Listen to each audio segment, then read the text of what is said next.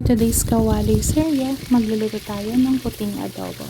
Actually, napanood ko lang to, kaya gusto ko siyang itry para malaman ko kung ano yung kaibahan niya doon sa usual na adobo natin na ginagamitan ng toyo.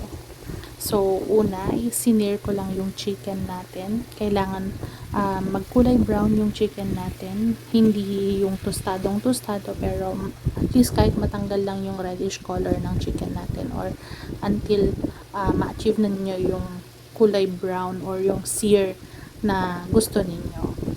So, kaya siya tinawag na adobong puti is hindi natin siya gagamitan ng toyo or any dark sauces na ipampalasa dyan sa ating chicken.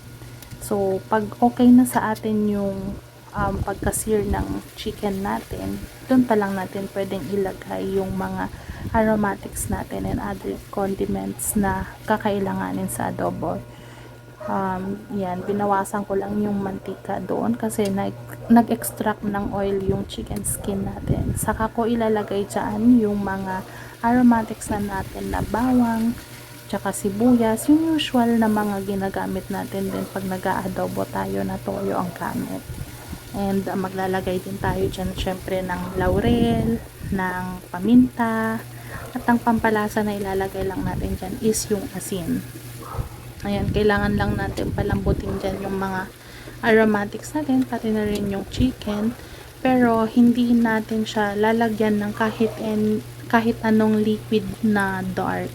Aside from suka, yun lang yung ilalagay natin na liquid. Actually, pwede natin siyang lagyan ng tubig dyan para mas mabilis na lumambot yung chicken. Pero sa akin, hindi ko na siya lalagyan ng tubig kasi gusto kong ma-achieve yung parang may tostadong lasa dun sa chicken natin.